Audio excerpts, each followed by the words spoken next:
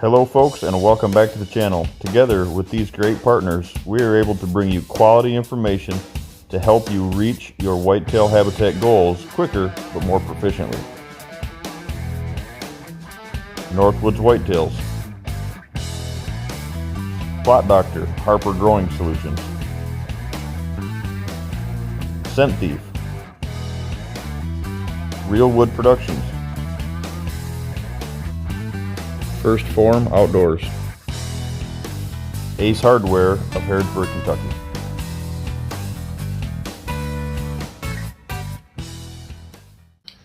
Morning guys, welcome to another beautiful morning here in central Kentucky. I have been on the phone with multiple different clients over the last several days, and it looks like we as a whole across the Whitetail Range are going to get some pretty good weather.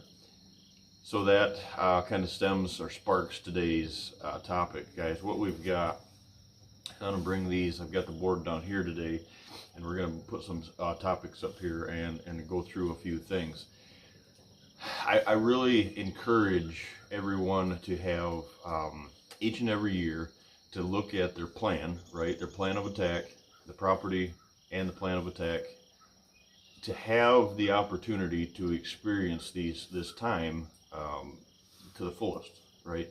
And sadly, there's some things that are that we do, that we push the envelope a little bit too quick, and when things like this happen, this early in the season, this early in the game, a lot of times the property isn't, maybe not 100% burnout, but there's some things that we could have saved, right? There's some things that we could have done to really make this event even more powerful. So we're going to talk about the early cold front coming in, the early October cold front, and we're going to talk about the pros and the cons, where you should be getting ready for this front. Having the opportunity, like we said guys, to have the best sit that you could possibly have, taking advantage, if you will, of this cold front, kind of all starts with having fresh stands. So one of the pros is that you want to focus on is having fresh stands, which relate directly to having that opportunity.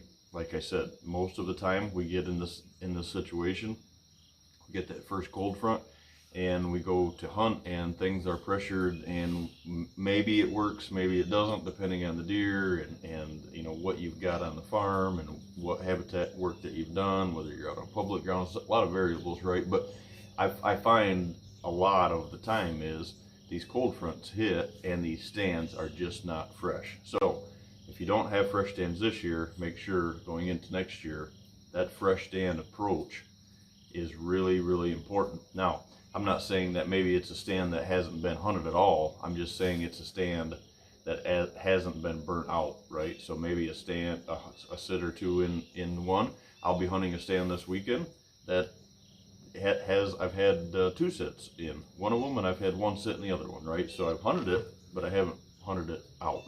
So I'm often asked, another pro, right, is the cold front itself, right? The temperature. I'm often asked is how much of a temp drop is really stems or sparks the movement, right? The best movement, and that varies. That really varies, guys. Now, if you're anywhere from Kentucky north, you know, we're probably talking about the first frost of the year, right?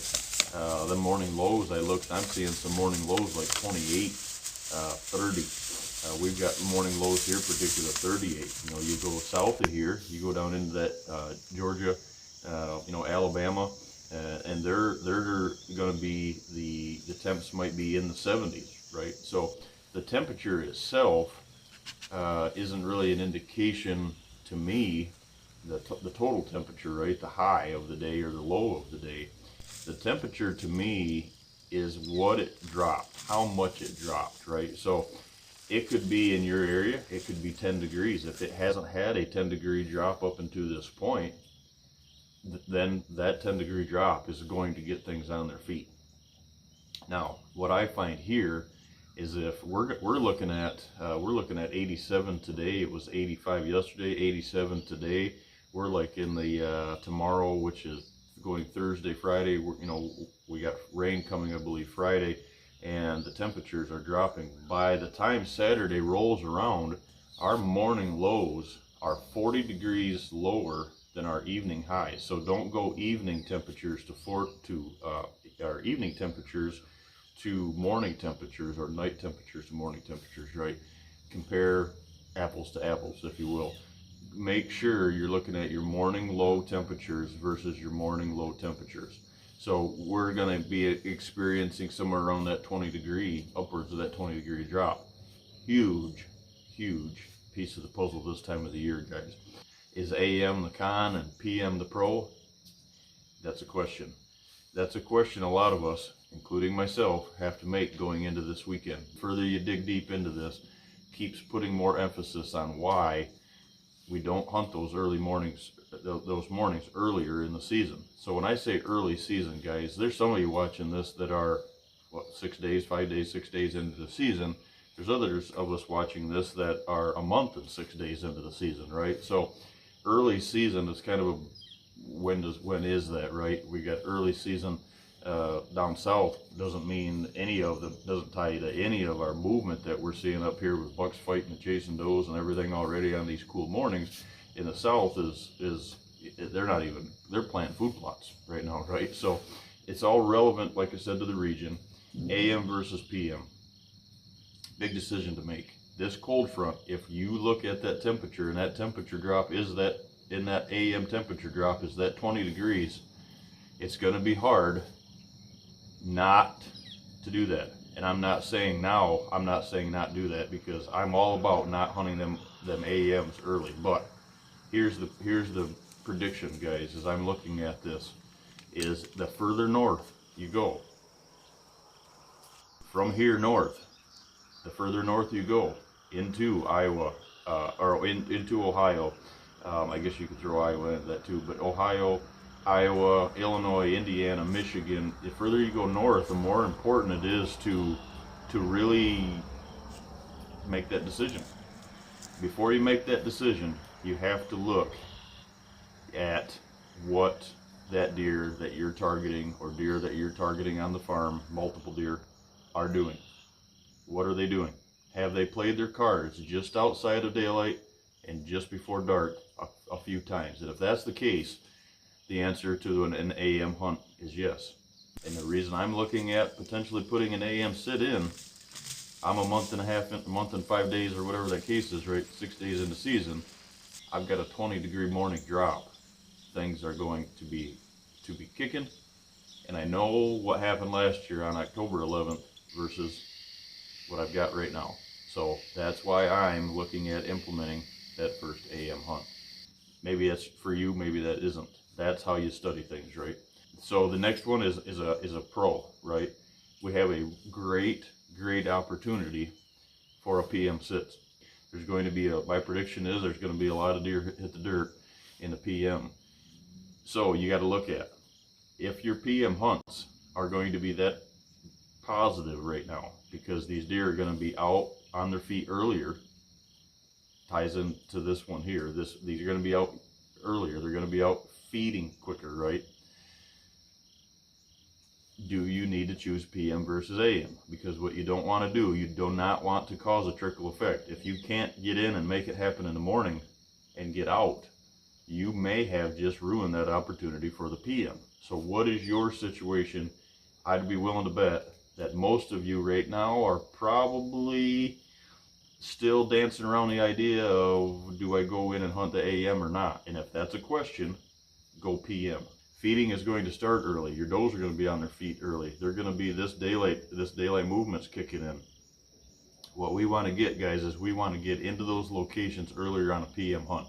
So if you're used to going in at 3, 4 o'clock in the afternoon, this weekend, be in the stand at 2:30. The problem with this cold front coming, guys, this time of the year, is it's very short-lived. So what I mean by short-lived, I'm talking it's 1 or 2 days. And then if you look at the 10-day, we've got here in Kentucky, central Kentucky, I'm up into the mid-80s again.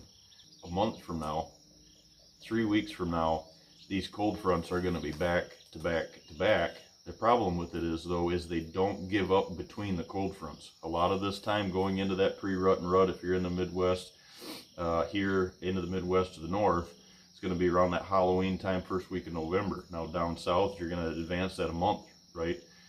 So all day sits and short-lived, we're going to put them two together, right? All day sits, same stand, huge con, right? You do not want that.